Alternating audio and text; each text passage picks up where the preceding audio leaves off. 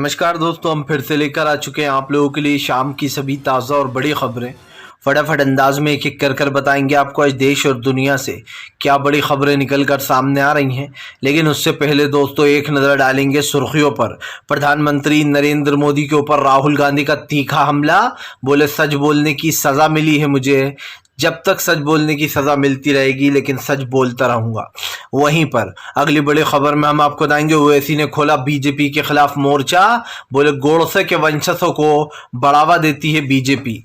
वहीं पर अगली बड़ी खबर में हम आपको बताएंगे दोस्तों सत्यपाल मलिक ने बीजेपी के ऊपर बोला बड़ा हमला। बोले मेरे घर पर पंचायत चल रही थी, मीटिंग चल रही थी तो पुलिस वाले आ गए मुझे धमकाने। बताएंगे जब से सत्यपाल मलिक ने बीजेपी का पुलवामा वाला राज खोला है तब से बीजेपी बौखलाई हुई है।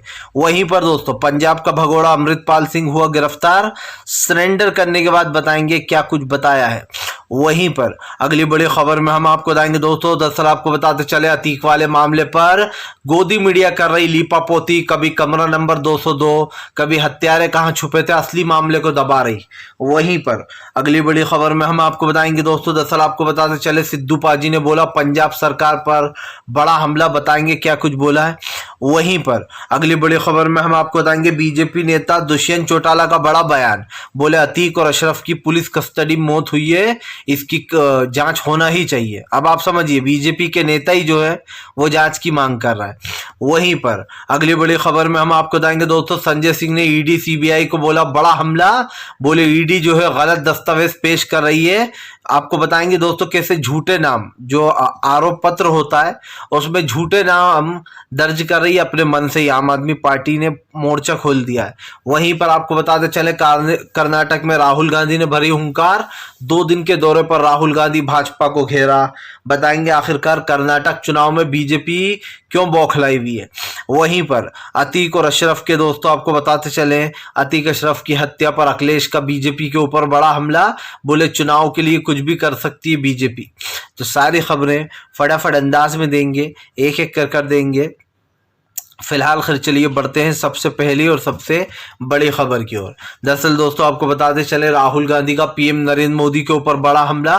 बोले मुझे सच बोलने की सज़ा मिली है, जब तक सच बोलता रहूँगा मुझे सज़ा मिलती रहेगी। राहुल गांधी ने कहा कि सच बोलने से कोई परहेज नहीं है, मैं हर कीमत चुकाने के लिए तैयार हूँ। आपको बताते चले कि गुजरात सूरत के सेशन कोर्ट ने भी राहुल गांधी की जो याचिका थी मोदी सरनेम वाले जो कांड हुआ था उसको लेकर वो भी खारिज कर दी थी। अब तक राहुल गांधी ने जो है हाई कोर्ट में याचिका दायर नहीं की है। आपको बताते चले राहुल गांधी की याचिका न दायर करने पर फिर से सवाल उठने लगे।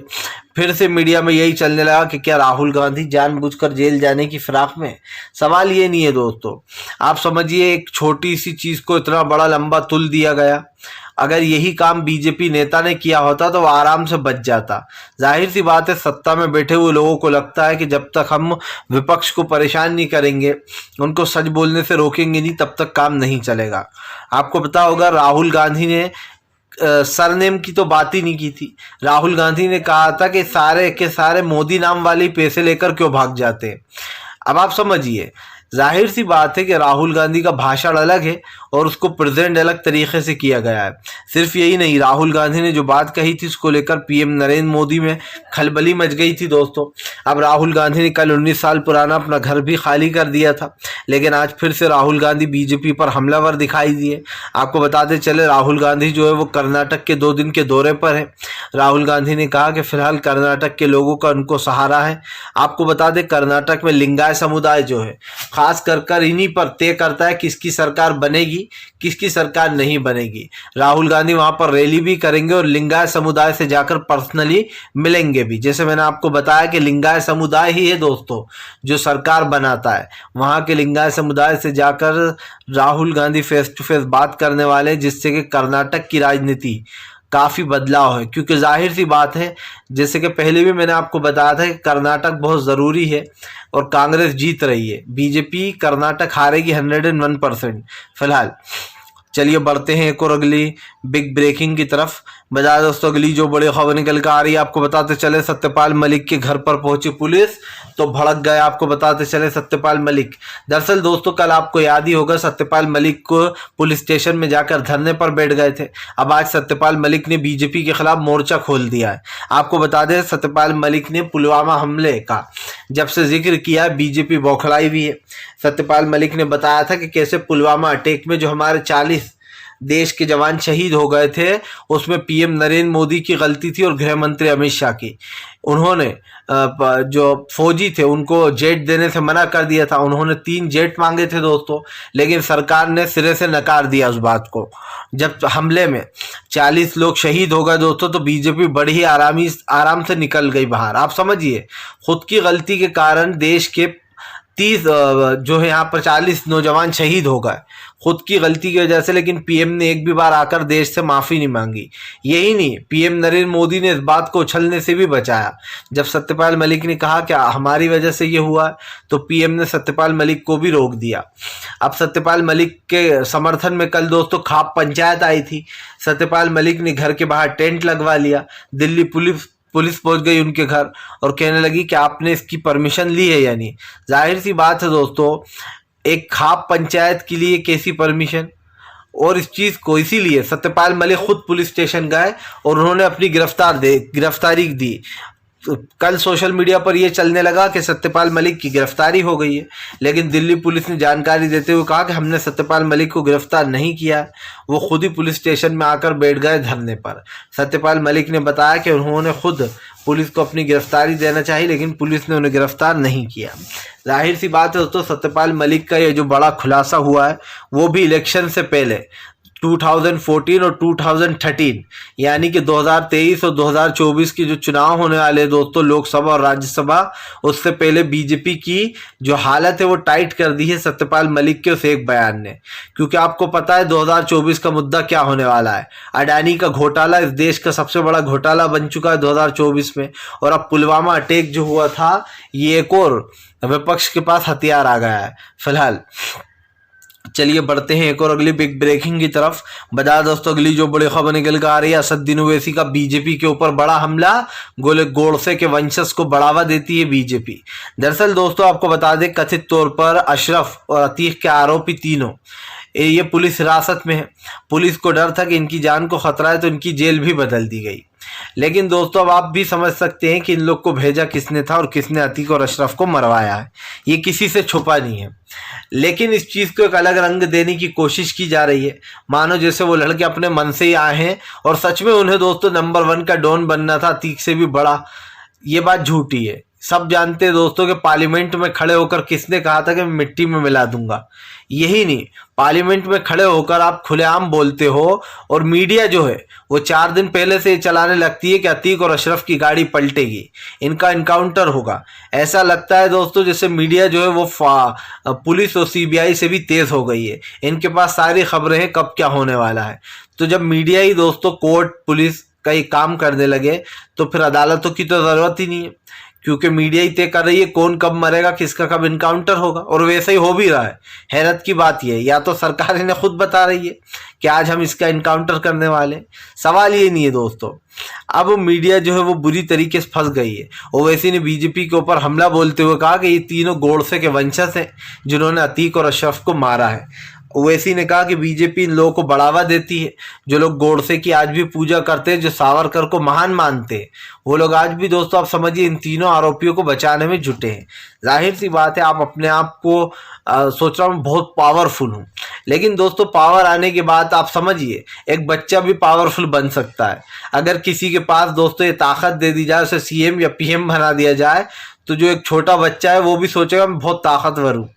जाहिर सी बात है कि कानून का दुरुपयोग करना या फिर अपनी ताकत का दुरुपयोग करना, कमजोरों पर वो ताकत दिखाना, एक तरीके से इसको दोस्तों नामर्दानगी कहा जाएगा। क्योंकि आप खुद को जो पावर मिली आप अपने आप को उससे ताकतवर समझ रहा हो। आप ये पावर छोड़ के बाहर आइए, आपको देखिए लोग आपके ऊपर ही 100 केस कर देंगे। तो कहीं ना कहीं ये साफ दिखाई देता है कि आप सत्ता में आने के बाद लोगों को मार रहा हो। सिंपल सी बात ये है। फिलहाल चलिए बढ़ते हैं एक और अगली बिग ब्रेकिंग की तरफ। बता दोस्तों अगली जो बड़ी खबर निकल कर आ रही है आपको बताते चले दोस्तों, पंजाब ने अमृतपाल सिंह ने किया सरेंडर, तो शुरू हो गई गोदी मीडिया अमृतपाल का डेंगा बजाने। दरअसल दोस्तों हमारे देश में महंगाई, गरीबी, बेरोजगारी, सत्यपाल मलिक का खुलासा, इन खबरों के लिए कोई जगह नहीं है। लेकिन मीडिया दोस्तों बड़ी आराम से नरेंद्र मोदी की जो काला कांडी है वो छुपाने का काम करती है। आप देख लीजिए, अगर कोई ऐसी न्यूज़ होगी जो प्रधानमंत्री से लिंक होगी या जुड़ी हुई होगी, मान लीजिए प्रधानमंत्री ने कहीं पर कोई तिनका उठा दिया तो मीडिया दिन भर वही चलाएगी। देखिए प्रधानमंत्री ने कैसे झुक के तिनका उठा दिया, ये तो कमाल हो गया। इससे पहले कभी ऐसा हुआ ही नहीं था। इससे पहले देश में इंसानियत ही नहीं थी, मानो प्रधानमंत्री के आने के बाद ही ये सब कुछ हुआ है। ऐसे ही दोस्तों मीडिया लगातार अब अमृतपाल को खींच रही है। अमृतपाल ने आपको बताते चले सरेंडर कर दिया है। बताया जा रहा है गुरुद्वारा साहिब से गिरफ्तार किया गया है, वहां पर बेसिकली इसने सरेंडर कर दिया। तो साफ दिखाई दे रहा है कि अब अमृतपाल को दोस्तों हो सकता है पंजाब पुलिस से रिमांड पर जो है केंद्र सरकार किसी और राज्य में ले जाने की बात करे, क्योंकि हमें पता है अमृतपाल से बीजेपी क्या उगलवाना चाहती है। फिलहाल चलिए बढ़ते हैं एक और अगली बिग ब्रेकिंग की तरफ। बता दोस्तों अगली जो बड़ी खबर निकल कर आ रही है, आम आदमी पार्टी का बीजेपी के ऊपर बड़ा हमला, ईडी सीबीआई को जारी किया नोटिस। दरअसल दोस्तों ईडी सीबीआई ये दो ऐसी संस्थाएं हैं जिन पर हमेशा से सवाल उठ रहा है। जब बीजेपी सत्ता में नहीं होती तो बीजेपी उसे कांग्रेस का जो है इन्वेस्टिगेशन ब्यूरो बता देती है।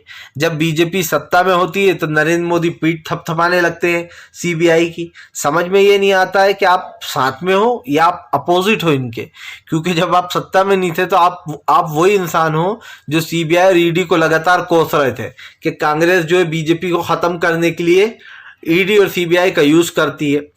जाहिर सी बात है दोस्तों, जब प्रधानमंत्री ये बोलते थे तो वो सत्ता में नहीं थे। आज जब सत्ता में है तो वो थपथपा रहा है पीठ के, बहुत अच्छा काम कर रहा, क्योंकि तमाम विपक्ष के ऊपर ईडी सीबीआई का यूज किया जा रहा है। आपको बताते चले दरअसल अब एक घोटाले में, शराब घोटाले में संजय सिंह का नाम भी दर्ज कर दिया गया है। संजय सिंह ने नोटिस जारी कर दिया है। संजय सिंह का कहना है कि ईडी 48 घंटे के अंदर मुझसे माफी मांग ले वरना कानूनी कार्रवाई करूंगा। संजय सिंह का कहना है कि मेरा नाम किसी ने भी नहीं लिया और इस घोटाले से मेरा कुछ भी लेना देना भी नहीं है, लेकिन मेरा नाम किसी ने नहीं लिया, उसके बावजूद भी ईडी ने मेरा नाम इनवैलिड तरीके से उसमें ऐड कर दिया। मतलब कि दोस्तों किसी ने जब नाम ही नहीं लिया, जब किसी ने संजय सिंह के खिलाफ गवाही नहीं दी तो उनका नाम आने का तो मतलब ही नहीं है। बेसिकली ये है उनका कहना। तो ईडी ने अपने मन से नाम दर्ज कर दिया। अब आप समझ गए, अगर ऐसा होने लगा तो लोग बयान लेना ही बंद कर देंगे।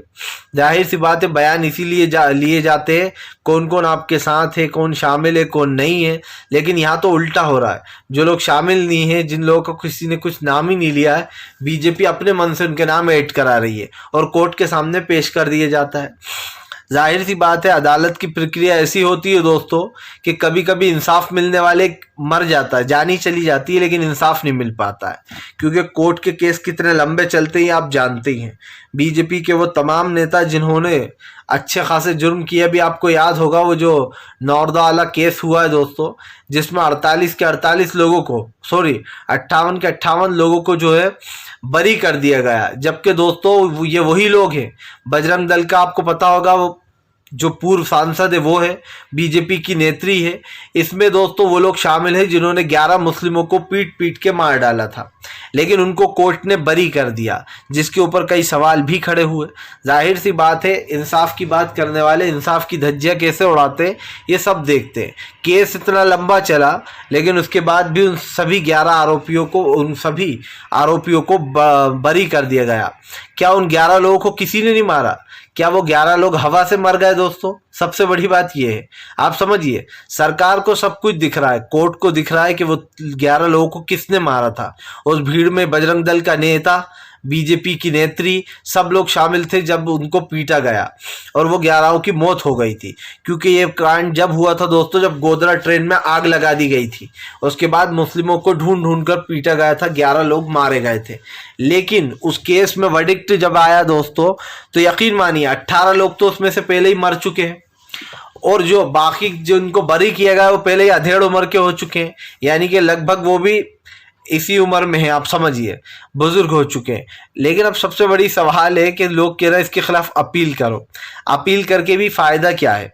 मुझे पक्का यकीन है अपील होगी फिर केस चलेगा, तब तक तो दोस्तों वो खुद ही नॉर्मल तरीके से ही ऊपर पहुंच जाएंगे, लेकिन इंसाफ नहीं मिलेगा। और ये बात निश्चित है, क्योंकि जाहिर सी बात है एक केस पे 20-20, 30-30 साल, 40-40 साल लगा देते हैं, जिसका कोई मतलब ही नहीं है।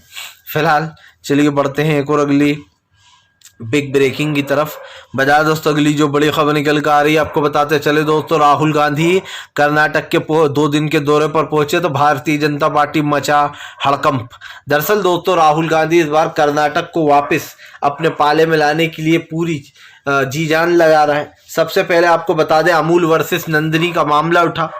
जब कर्नाटक में अमूल वर्सेस नंदिनी का मामला उठा तो ये मामले ने काफ़ी तुल पकड़ लिया।